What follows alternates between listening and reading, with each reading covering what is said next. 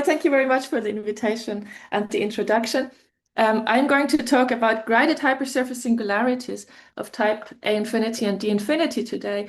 And I'm really happy how this worked out because this talk is this talk is based on two WINART projects, Women in Non-Commutative Algebras and Representation Theory. And the first of these projects, Sibylle and I actually led together. And so I will report on that. You'll hear that was together with Mandy Cheung, Eleonora Faber, Jenny August, and Sibylle. And then later, we had another WINART project, which I led together with Špenko. It was in many ways like kind of based, informed by ideas we had in that first WINART project. And this abstract just went up to the archive last week, so this is very fresh. This is the first time I talk about, and I thought it was very fitting to do that in the Lagoon seminar. So let me jump in. We start with the finite case. You'll see how this is a finite case later on, but this is going to serve as our inspiration for what we do later in the infinite case. And what we're discussing for this finite case are simple plane curve singularities. So we have some curve in a two-dimensional space, yeah. So throughout we're going to work over the complex numbers.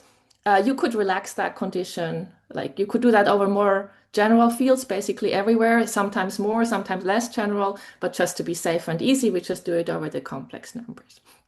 So we work in the complex numbers. We look at our curve that's described by some polynomial f. And when we do that, we're really only interested in the singularities of the polynomial. So when we have nasty things like here, right? And if we look at these two curves, they're different curves, but the singularity is exactly the same, right? If we zoom in to some close neighborhood of the singularity, it just looks like two lines crossing. So we should not discern between those two things. They're the same singularity. What that corresponds to on the algebraic side is that we look at the completion of our polynomial ring. So we look at the ring of formal power series, right? So Arnold has now classified all the simple plane curve singularities. And I don't want to get technical here. I don't want to define what a simple plane curve singularities is. It's just somehow a singularity that is like not that singular. So as far as singularities go, it's kind of the least singular you can get. So it's fairly mild. It's fairly well behaved. And Arnold shows that actually this plane curve singularity is a simple plane curve singularity if and only if this polynomial f is one of the following polynomials up to coordinate change, right? You can wiggle around a bit, but basically it's like from that list. And this list should look very familiar because there's 5 classes. There's an infinite class an, there's an infinite class dn, and then there's 3 finite guys, E6, E7, and E8. And these are, of course, exactly the simply laced Dinkin diagram, the ADE diagrams. So these things that just magically show up everywhere in all sorts of classifications. And we see at least 2 more, I think precisely 2 more ADE classifications, just in this talk today. And these classifications gives us these beautiful links between different ideas. So we have this, just this list here. And we see we have these 2 infinite families, A and Dn, is already foreshadowing a bit. When we go to the infinite case, what we of course could do is let n and d and n here go to infinity, and that's what's going to happen later. But for now, let us focus on the finite case. And what we're going to study, what we're going to work with, are Cohen-Macaulay modules. So we're going to look at our ring. So we wrote R here, right? But you want to think of that as your hypersurface singularity, if you want, S modulo F, like S was the throughout, right? We work in ambient dimension 2. We work with a polynomial ring in 2 variables, and then modded out by some polynomial. So that's the setting we work in here. So you start in general with a Gorenstein local ring of Krull dimension D. for us, this is just Schroll dimension 1. And an R module is maximal Cohen-Macaulay if its depth is equal to the Schroll dimension of the ring. And for us, this is a little bit easier because we have Schroll dimension 1. It's just saying that every non-zero divisor in our ring R actually acts as a non-zero divisor on this module. So it's just depth is just 1. That's equivalent actually to saying that. So these are the kind of modules we work with. And we say that such a ring has finite Cohen-Macaulay type if there are only finitely many isomorphism classes of indecomposable maximal Cohen-Macaulay modules. So you might imagine this is quite a rare thing to happen. This means this ring is really quite well behaved in some sense. And right, we maybe already start to have guesses because we talk about classification, but maybe let's look at the example of type AN a bit more in detail. And I'm doing a cheaty thing, or it's not that cheating. There's a beautiful thing we can use that makes a lot of computations a little bit easier, and it just gives us a nice correspondence. So if we work with our hypersurface singularity S modulo F, right, then the maximal Cohen-Macaulay modules actually correspond to matrix factorizations of that polynomial F. So what's a matrix factorization? I've written it here in gray. It's just we start with two free modules, F and G. And a matrix factorization then is two maps, phi and psi, like where psi goes from F to G and phi goes from G to F, such that they compose to the identity times F. Right? So they're essentially a breaking up of F into matrices, if you want. Right? So psi composed with phi is F times the identity on G, and phi composed with psi is F times the identity on F. Right? Then we can look at a specific example of AN. This is our I copied down from before. We had this list of what F looks like. This is the case where F is equal to x squared minus y to the n plus 1. Right, so this is well defined for any n bigger or equal to 1. That's our ring Rkn. And that's a I don't know why I called it that. I don't think we need that name. And right now it doesn't make much sense yet. But if we have odd n for even n, you can do something analogous. But just like let's look at the odd case. The question becomes, how can we factorize F how can we view F as what are the matrix factorizations of F? Yes. And we see we can do something very simple, right? We could look at the polynomials, which are y to the n plus 1/2 plus ix, respectively y to the n plus 1/2 minus ix. If we multiply these together, what do we get? We get precisely this polynomial here, x squared minus y to the n plus 1. And except perhaps I think I made a sign mistake here. So you could put a plus here. I'm sorry, sign mistakes. But more or less, we have these. These give us two distinct matrix factorization because the matrix factorization actually cares what order we appear in. And the maximal Cohen-Macaulay module we get out of that matrix factorization is just the co-kernel of phi. Right? So this gives us two distinct maximal Cohen-Macaulay modules. A fancier matrix factorization would be something here where we have two-dimensional free modules, and we take the matrix with x's on the diagonal, and on the off diagonal we have complementary powers of y, if you want, y to the j and y to the n plus 1 minus j, with appropriate signs. I don't trust my signs anymore after this, but perhaps these are right, perhaps not. Otherwise, you figure out what the right signs are. But if we multiply these together with appropriate signs, we should get the identity, the 2 by 2 identity matrix times Rf. Yeah, and we can do that for every j between 0 and n plus 1. So this gives us a list of maximal Cohen-Macaulay modules, and in fact, this gives us a complete list of indecomposable maximum Cohen-Macaulay modules. There are no others, so we can try and find more matrix factorizations. Yeah. It's not going to give us new maximal Cohen-Macaulay modules. The list is a bit repetitive, and there's even a non-indecomposable guy showing up. But the point is all the indecomposables appear on this list, only finitely many. Right, so this is not an accident. So this is our second ADE classification of the day. That is a classification of finite type hypersurface singularities for our polynomial ring in two variables. And the theorem, this is a Knurrer, actually showed that if we have an ADE plane curve singularity, then it is a finite Cohen-Macaulay type. And then Buchwald, Schroll, and Schreier show the converse as well. These are all the ones we can get. So S modulo F is of finite Cohen-Macaulay type, if and only if it's an ADE singularity. Okay, good. So nice link here. So the question is, right, what we want to treat today is what happens when n goes to infinity. And there are two of our classes where this makes sense, this notion, which is an and dn.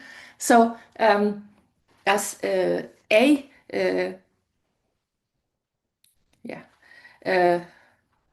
perhaps we can, I feel like we had another slide at some point that illustrated this a bit more nicely. Let's jump there. So have a little bit of beautiful comic pictures, which I quite like.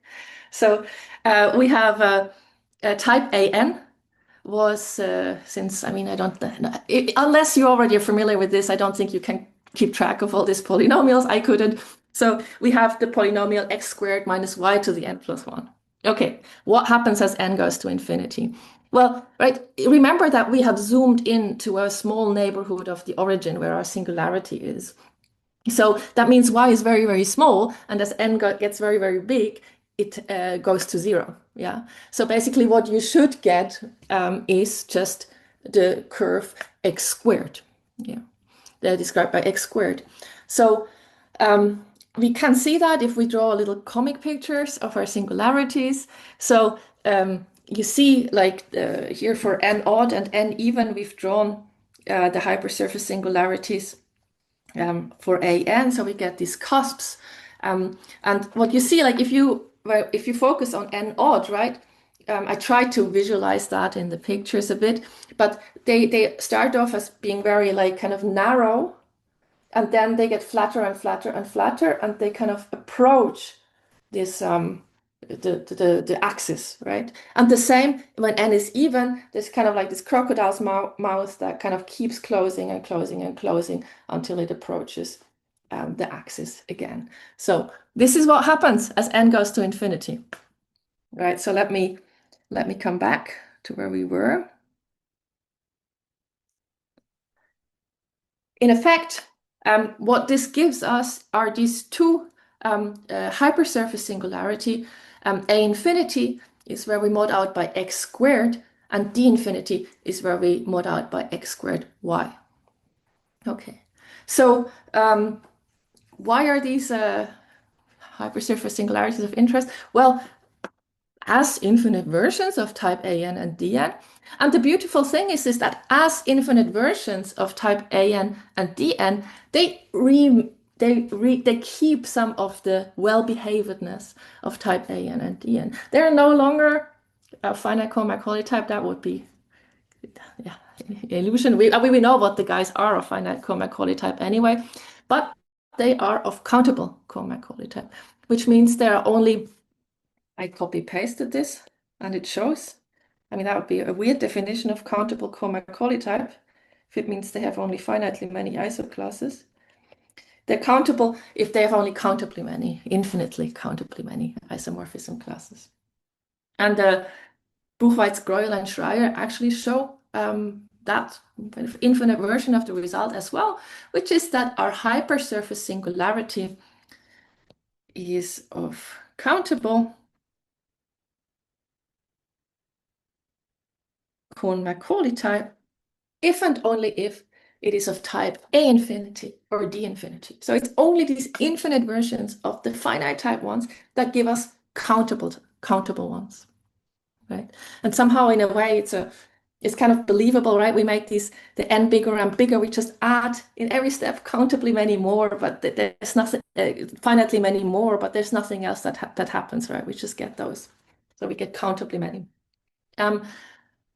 Now, the category we're going to study, so we talked about these maximum Cohen-Macaulay modules, and we see these type ADE and type A infinity D infinity are very well behaved.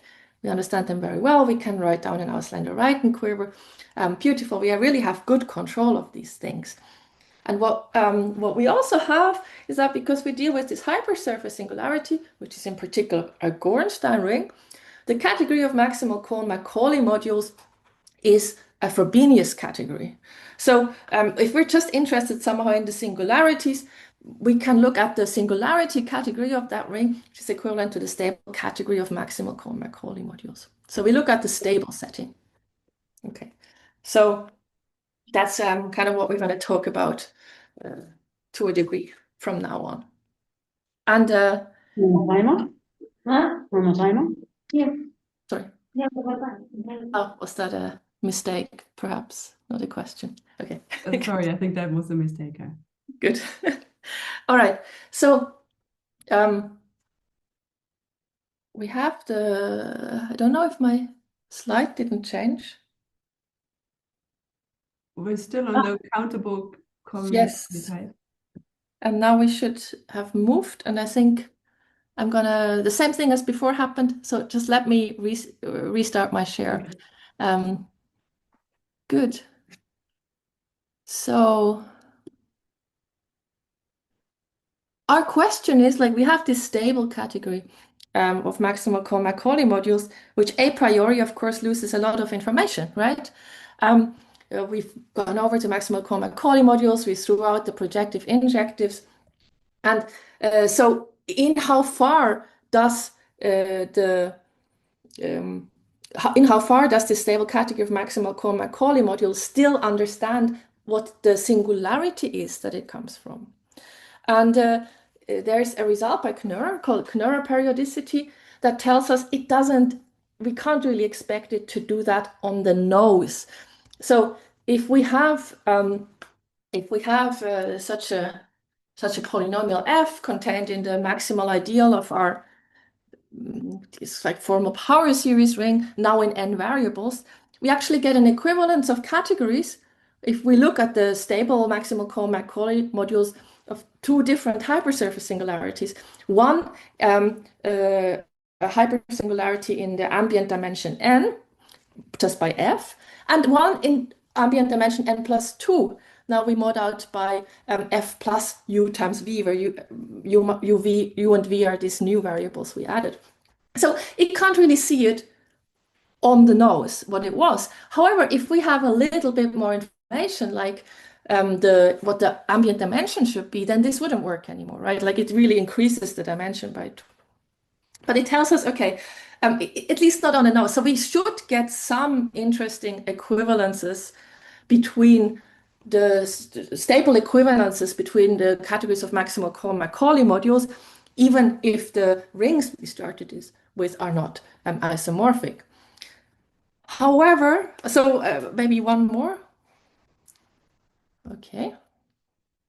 My slide does still not change. That's a bit, yeah. Okay, I hope I don't have to do that every time when I change a slide. I'm not sure what entirely is going wrong on my end. But there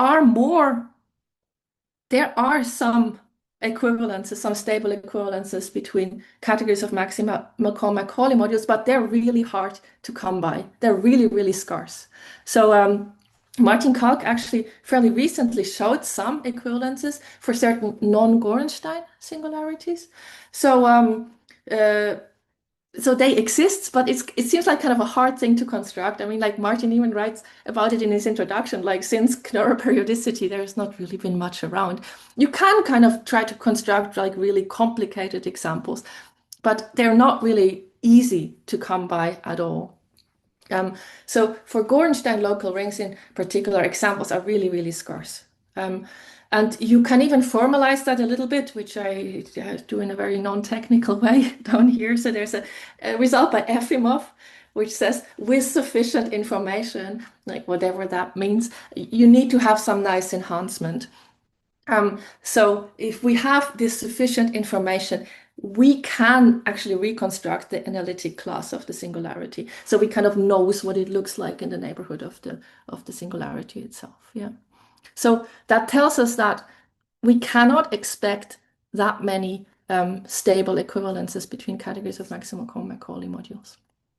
So if we're still interested to finding these things, there's kind of an easy trick we could try to do. And that easy trick, oh yeah, I should say, maybe, I mean, I think this is like, I'm just here stating the obvious. The hypersurface singularities of type A infinity and of type D infinity, their categories of maximal Cohen-Macaulay modules are not stably equivalent. I mean, yeah, they shouldn't be. Like they're quite different. Yeah, so they're definitely not equivalent. So that's an example of a non-equivalence if you want. I just want to state that we can't expect that. Good. So how could we cook up some equivalences? And an easy solve would somehow be to add gradings. So what happens when you add gradings? When you add gradings, so if you can grade your ring nicely and you just look at graded modules, you get a whole bunch more modules, right? Because you can shift them, you can grade it, shift them. And at the same time, you kind of pull apart the maps, right? So you can kind of hope that you start with two condensed guys, like just modules over some hypersurface singularity if you want. And when you pull them apart, they magically pull apart into the same thing. Yeah. And perhaps the classical inspiration would be if you have two commutative rings, R and S, and their bounded derived categories are equivalent, that can only happen if the rings are already isomorphic. So there's a lot of rigidity here. However, when you add in gradings, you get more equivalences. For example, if you look at the polynomial ring in one variable, S, and you look at R, the ring of dual numbers, so you take kx modulo x squared, and you grade them both by putting x in degree 1. I should say this is a Z grading. Now we get that the bounded derived categories of graded S modules and of graded R modules are equivalent by causal duality. So even though the graded rings are not equivalent, their bounded derived categories are equivalent. So adding gradings, we can hope to get some more equivalences. And specifically in the case of singularities, there is work by Hershend, Yama, Minamoto, Oppermann, which is kind of very much in the flavor of causal duality, if you want. And they show, if you look at singularities categories of certain complete intersections, which they call Geigle-Lensing complete intersections, then these are equivalent to the bounded derived category of a finite dimensional algebra. So that's pretty cool. So we have this idea that if we somehow go to a graded case, we might get some interesting equivalences. Good. It's not exactly what we're talking about because what we want is equivalences between, the stable categories of maximal Cohen-Macaulay modules, but it's something that goes in this direction. So let's do that. Let's consider gradings. And when we consider gradings, I'm pulling up this story, right? This is the narrative I present to you. Honestly, what really happened is that we were interested in a specific grading, and then stuff happened. And so now I tell you why we were interested in this specific grading. So we're going to consider a specific grading of the hypersurface singularities of type A infinity and D infinity. And this grading is inspired by cluster theory. So let's talk a bit about that. So I have to circle around a bit, but hopefully soon stuff will start looking again a bit familiar to the start of the talk. So when we have Grassmannian cluster algebras, we look at the Grassmannian Kn. So this is as a set, k-dimensional subset in, let's say, complex n-dimensional space. And we can view the Grassmannian as a projective variety by the Plücker embedding. So this is the interesting viewpoint for us. We can then look at the homogeneous coordinate ring. And the homogeneous coordinate ring is precisely the ring that's generated by these variables xi, where I is a k-element subset of the numbers 1 up to n. So these guys here are famously called Plücker coordinates, or Plücker variables, perhaps, I'm going to say. And they're subject to certain homogeneous, yes, obviously, relations, like certain quadratic relations, in fact, called the Plücker relations. We're going to see an example for those soon, maybe on one of the next slides. Now, when I say in the title here on this page, we have Grassmannian cluster algebras, and Scott famously showed that this ring AKN has a cluster algebra structure. I'm not going to say precisely what the cluster algebra structure is, but the important thing for us to know is that somehow, well, it's very much in line with this like Grassmannian combinatorics. So these Plücker variables are cluster variables. We might have more. And the Plücker relations, they really come from certain exchange relations in the cluster algebra. But perhaps in order to use these terms confidently, I should remind everyone what we need to know for cluster algebras for today, at least. So cluster algebras were introduced by Fomin and Zelevinsky at the start of the millennium. And they are commutative rings with a certain combinatorial structure.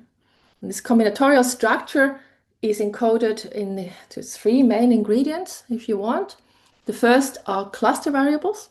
So the cluster variables are a distinguished class of generators of our cluster algebra. So there's usually many, much more than you'd need, but it's a big class of generators. And for our example that we're going to have down here, so this is an example of one of the Grassmannian cluster algebras. This is the ring A2n, where our k is equal to 2. So we look at Grassmannian of planes in n-dimensional ambient space. So the variables are labeled by pairs ij, where I and j lie between 1 and n. Good. And the cluster variables here in this case are precisely these Plücker variables. And one way to write those is we can look at a circle with n points on the boundary, which are labeled by 1 up to n. And the Plücker variable, or the cluster variable xij, would correspond to the diagonal that goes between I and j. Now, these cluster variables, and now stuff starts to get interesting. These cluster variables can be grouped into sets of a fixed cardinality which overlap. These sets are called clusters, and somehow in a cluster, all the cluster variables are compatible in some sense, so they're algebraically independent, maximal so, in terms of cluster variables. And so one way we could group our diagonals into maximal compatible sets would be to group our arcs into triangulations. So we could look at maximal sets of non-crossing cluster variables, which are just triangulations. And so we have this huge class of generators called cluster variables. We have grouped them into clusters. Now, what's the point of this? Well, the cool thing is that we can hop between clusters by taking a cluster, removing one of its cluster variables, and replacing it by a unique other cluster variable to again get a cluster. This is called a mutation. And the cool thing is that we can actually start with any cluster together with a rule that tells us how to mutate, and we can iteratively generate all the other clusters. Now, I basically already told you how we have to mutate here, because our clusters are triangulations.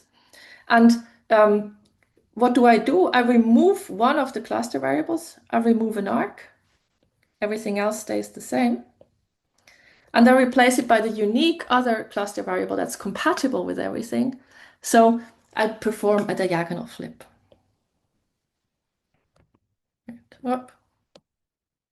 So that's an example of a cluster algebra. And yeah, this is actually a Grassmannian cluster algebra for the Grassmannian of planes. Good. Now, yeah, yes, and these Plücker relations, we get a Plücker relations for any pair of crossing arcs, ij and kl, which can be interpreted as a diagonal flip in some suitable ambient cluster. Good. All right. So let's tie that back into our hypersurface singularities. So how do we get from our Grassmannian cluster algebras to plane curve singularities? And this is really originally due to work by Jensen, King, and Su, who constructed Grassmannian cluster categories for these finite rank types.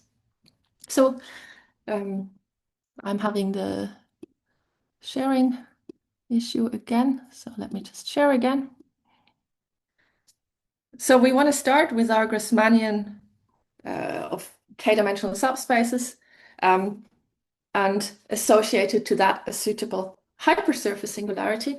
And this is what Jensen, King, and Su do, is they look at the hypersurface singularity that's cut out by x to the k minus y to the n minus k.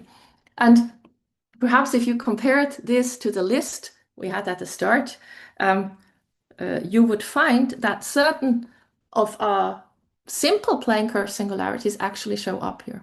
In particular, the types AN show up here, the type D4, E6, and E8, they show up here.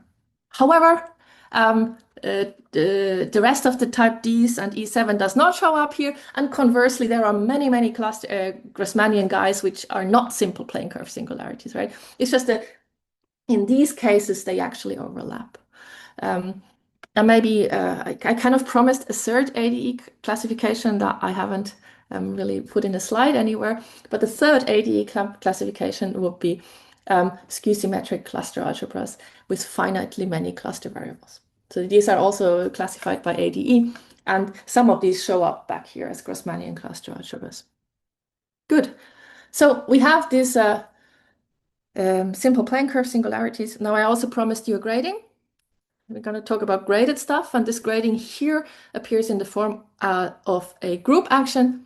So we let the nth roots of unity act on our polynomial ring into variable, where such an nth root of unity, zeta, acts on x by multiplying by zeta and acts on y by multiplying by zeta inverse.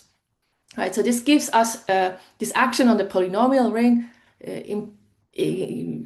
gives us an action on this hypersurface singularity. Yeah, and this action actually corresponds to a Z mod NZ grading if you want. If you go to the character group of our group, now this is not a very convenient thing.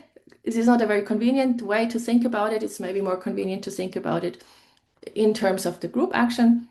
And that's what Jensen, King, and Su do. And they study specifically the category of G equivariant maximal Cohen-Macaulay modules over this ring. So why is that suitable to encode cluster combinatorics? Well, this is all contained in the following result. Kind of a summarization of some of the main results of Jensen, King, and Su.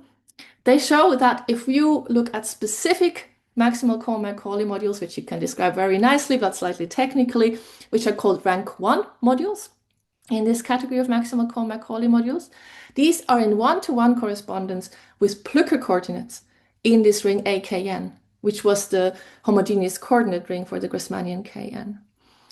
And this is not all. We also, this correspondence is very natural in terms of compatibility, because it tells us that the X1 between two modules, M and N, rank 1 modules, vanishes if and only if the corresponding Plücker coordinates are compatible. On compatible, I kind of mean like non-crossing of diagonals, or here we could really describe it as they're compatible if they live in a cluster together, if there's a cluster where they both appear as cluster variables. And so there is more. So this already gives us a hint, right? This compatibility, but we can really show that maximal sets of compatible Plücker coordinates, which are precisely the Plücker clusters. So they are the clusters that are made up purely of Plücker coordinates. They yield cluster tilting objects in our category. So really, this is an additive categorification of Grassmannian cluster algebras. Good.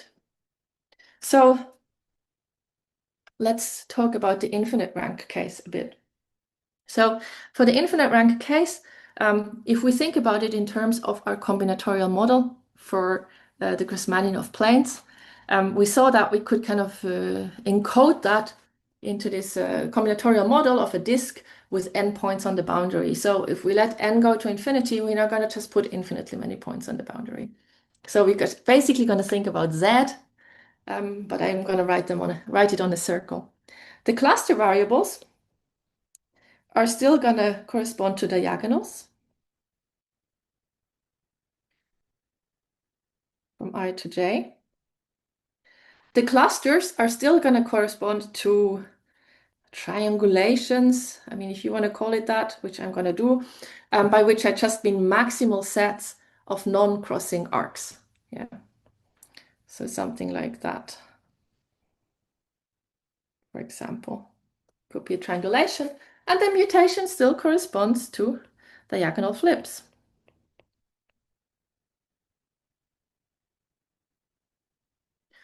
Now, in joint work with Jan Grabowski, we introduced what it means to be an infinite rank cluster algebra, which is a very, very naive and straightforward definition. Because what we're going to do is, like, classically cluster algebras are defined. Like we said, we have this iterative process where we start with a cluster and then we keep mutating that. And the clusters always have a given size. And classically, this size was assumed to be finite. But we can, of course, also assume it to be infinite. And then, assume some additional local finiteness condition to make things work. And that gives us a cluster algebra of infinite rank. And we show that actually every triangulation of this infinity gon gives rise to a cluster algebra of infinite rank. For example, we can really get an infinite version of our Grassmannian cluster algebras. Here just written down for the case k equals to 2. Now, this is actually part of a more general idea, which is that we can, the cluster algebras of infinite rank are precisely co-limits of cluster algebras of finite rank. So that tells us two things, like every co-limit, like, okay, where do we take this co-limit? So this co-limit we take in the category of rooted cluster algebras, which was introduced by Assam, Dupont, and Schiffler. They're pointed versions of cluster algebras, and maps in there are algebra homomorphisms that in a meaningful way preserve the cluster structure. Yeah, so they're natural morphisms between cluster algebras. So what we say is that in this category, every infinite rank cluster algebra can be expressed as a co-limit of finite rank cluster algebras, and B, whenever we have a filtered co-limit of finite rank cluster algebras, we get an infinite rank cluster algebra. Okay, so that kind of immediately tells us that if we look at a ring like that, maybe not that immediately, you have to know what I mean by meaningfully preserve the cluster structure that these maps do. But this ring here, this infinite Grassmannian cluster algebra, where we now take our Plücker coordinates to be still labeled by k-element subsets, if you look at AK, but they're now subsets of all the integers, and we still take them modulo the Plücker relations, we can express that ring as a co-limit of finite rank Grassmannian cluster algebras of type Kn, where we keep increasing k. Where we keep increasing n, the k stays constant. So these maps, we can choose these maps to be compatible with the cluster structure, and that gives us immediately that these guys, these infinite versions, are cluster algebras of infinite rank. So we have this infinite, this letting n go to infinity works on the cluster algebra side. So what about the category side? And I yet again have to refresh my share. So we're gonna do exactly the idea we had when we talked about A infinity and D infinity, right? So we said that we can, there you go. As we let n go to infinity, if we have our y, right, we had our finite rank Grassmannian hypersurface singularity, if I'm allowed to call it that just for the moment. They were cut out by curves of the form x to the k minus y to the n minus k. As we let n go to infinity, that thing becomes smaller and smaller, and what we should get is this hypersurface singularity. Yeah, so that's just a naive thing to do. And the beautiful thing is that the naive thing to do is going to work. So let's maybe say a couple of things. When k is equal to 2, if we have a really good memory, then you'll remember that this was actually a type A infinity hypersurface singularity. So this covers that specific countable Cohen-Macaulay type. Rk is no longer an isolated singularity. It's just a fun fact to state. Makes things a little bit more complicated, but it's fine. Everything still works. Now we have this action by the group of nth roots of unity. We now have a action by the multiplicative group, so just all non-zero complex numbers, right? Which is basically the same idea, right? It maps on x by sending x to zeta x, and on y by mapping y to zeta minus of y. This gives us an action on our hypersurface singularity. Now, a more convenient way to think about now is in terms of gradings.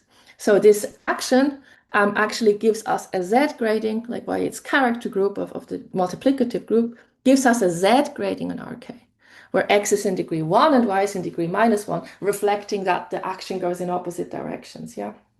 So what we now do is we look at the category of z-graded maximal Cohen-Macaulay modules over this ring Rk. And it turns out this is the right thing to do. So we have the following result, which is joined with August, Cheung, Faber and Schroll. And I'm going to refresh again. And this is really mirroring the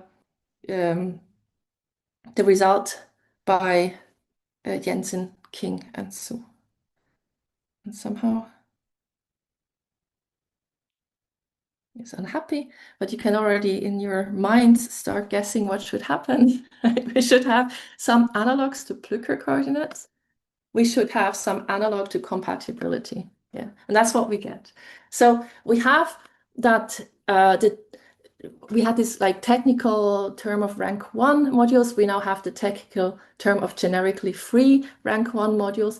But these generically free rank 1 modules, which are specific maximal Cohen-Macaulay modules for our guy, z-graded ones, these correspond precisely to Plücker coordinates in our infinite Grassmannian cluster algebras.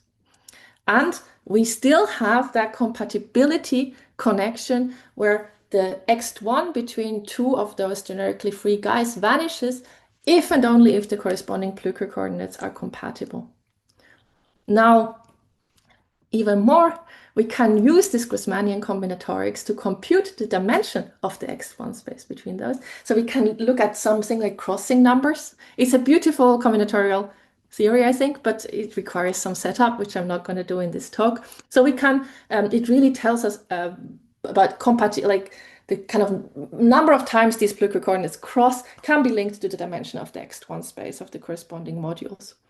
Now, maybe you do, if you don't, maybe I shouldn't mention it, but I'm going to be honest, and I will. There's something missing here, which is what are the, like, if we look at maximal sets of compatible Plücker coordinates, Plücker clusters, do they give us cluster tilting subcategories? And I do not know. If you have any ideas on how to prove that, please let me know. I'm very curious. the way that Jensen, King, and Su do it is just by counting. They count that they have the right number. We can't do that because we have countably many things. So that's a bit unfortunate. But there you go. We still have a really nice model for the cluster structure. Right. So let's maybe look more closely at our type A infinity hypersurface singularity. That thing has countable Cohen-Macaulay types. So we can really make a list of all the maximal Cohen-Macaulay modules. And what we get are the indecomposable, the isoclasses of the indecomposable ones. And what we get is that every indecomposable is up to isomorphism.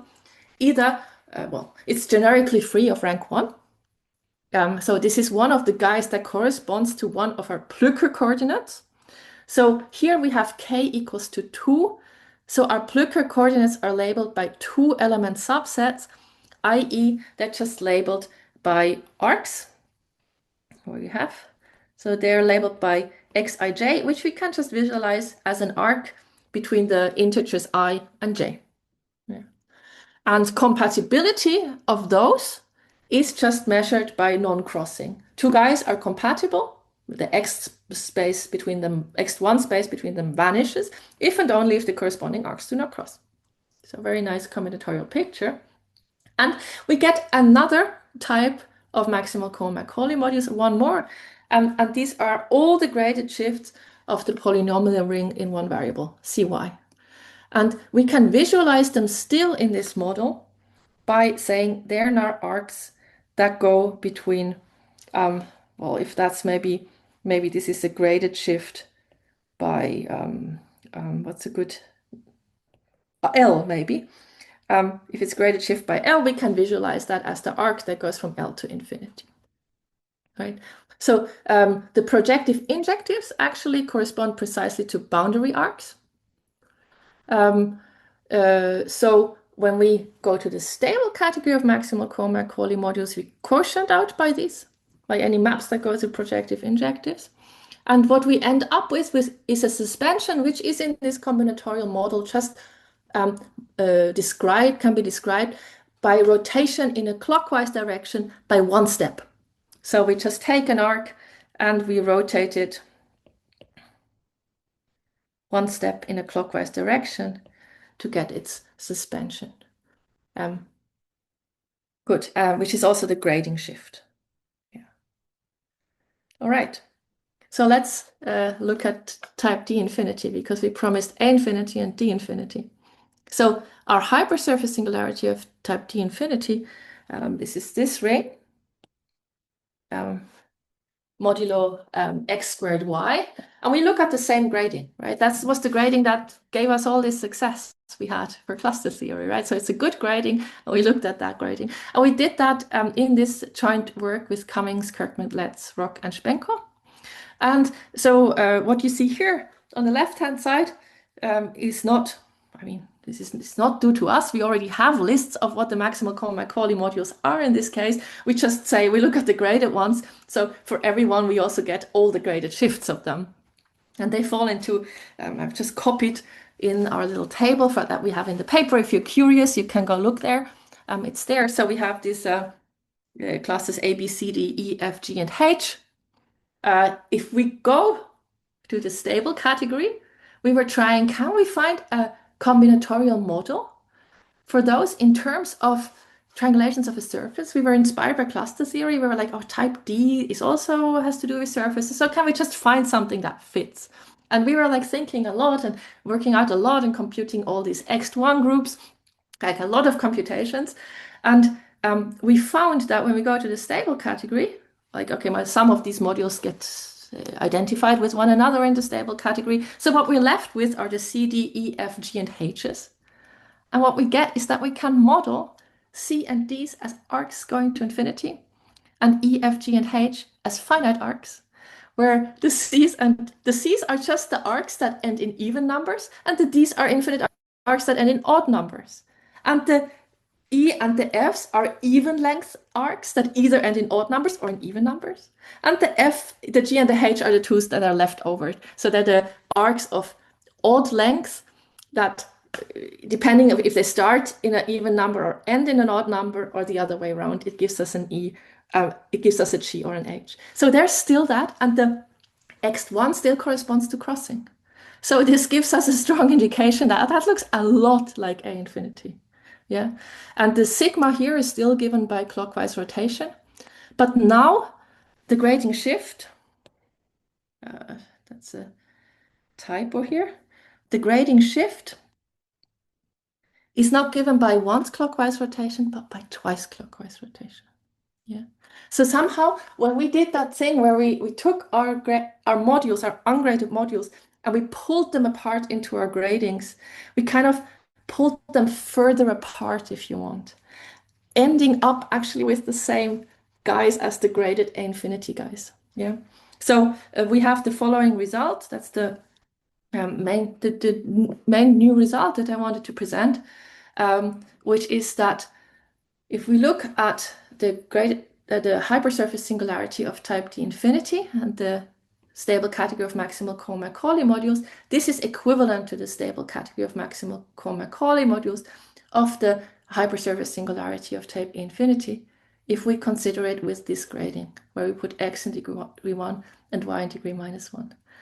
So I hope that you all think back of the start of the talk now, where I said it's really not easy to find stable equivalences between these things, because usually they already know a lot about our hypersurface singularities.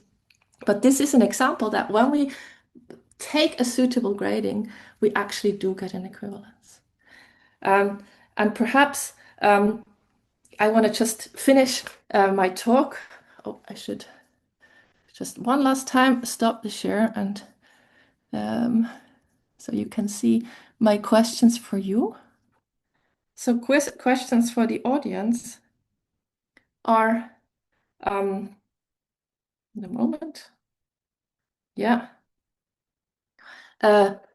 What is special about this specific grading that gives us this link?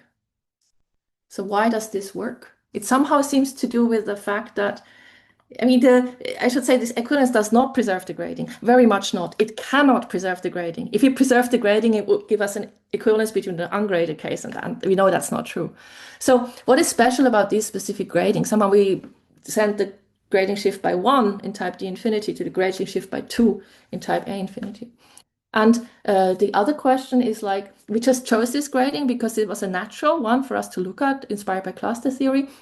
But could you actually choose an alternative grading for type D infinity, which gives us some more interesting cluster combinatorics that's not already encompassed in this specific setting?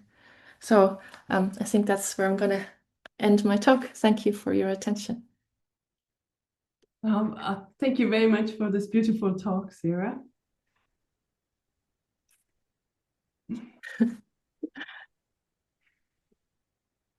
Okay, if you have a question, please just unmute yourself and ask, or type it in the chat if you don't want to speak. Okay, maybe while people gather their thoughts, I'll ask a question. So do you think there might be other gradings where one still has an equivalence? I mean, the naive thing you could do is just put, I mean, the silly thing would be to put x in degree 2 and y in degree -2 or something like that. Yeah. But I don't know. We didn't look at any other gradings, and it would be really interesting to see if what makes this, what makes this work. What other gradings could one use? And I think it's very accessible actually. Like once you, I mean, it's a bit of work, right, to work out all the maps and stuff. So it's not. I mean, yeah, of course. But yeah. And I guess the other question is, okay, so might one get different cluster combinatorics for the A infinity case for different grades? Yeah, that is that's a very good case. I mean, to me, the fact that Jensen, King, and Su, they chose this G action.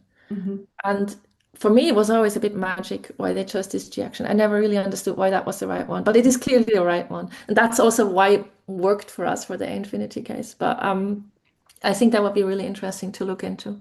I think this is interesting to look at different gradings of these things. Because also, I mean, they only get certain of the type.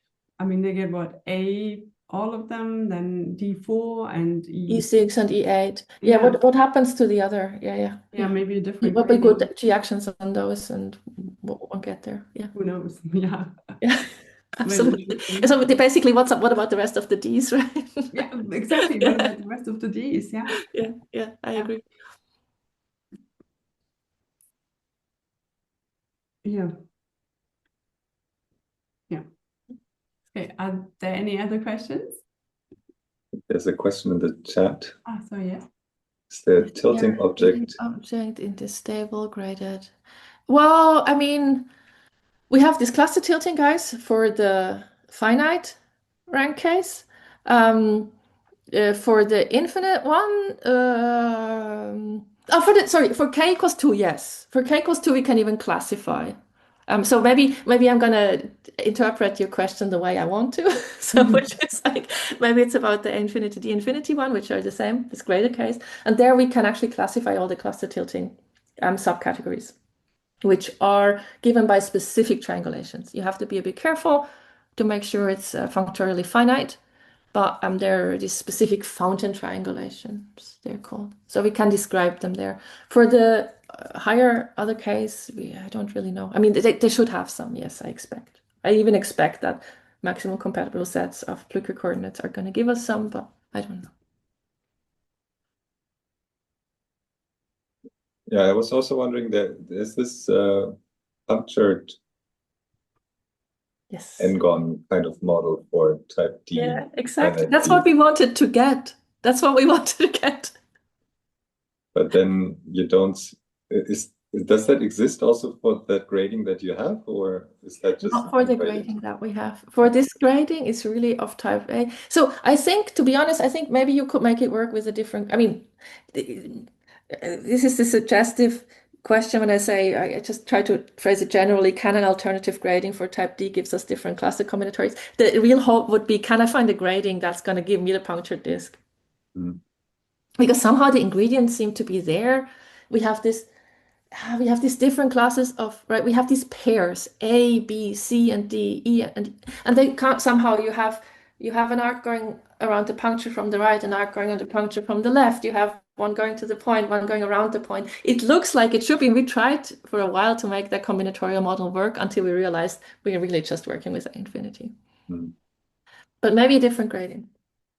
But yeah.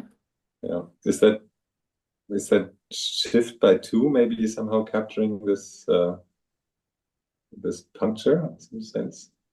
Yes. Yeah. I don't know. Because in the final case also the type D model can be viewed as a 2-to-1 quotient from the type A model. Yes. Right. So yes, that's a good point. Yeah. I was wondering if maybe the grading shift yeah. is looking at like a sort of double cover model. Yeah. Oh, that's an interesting viewpoint. Yeah. Okay. Yeah, that's a good, interesting. Yeah, one should look into that, I think.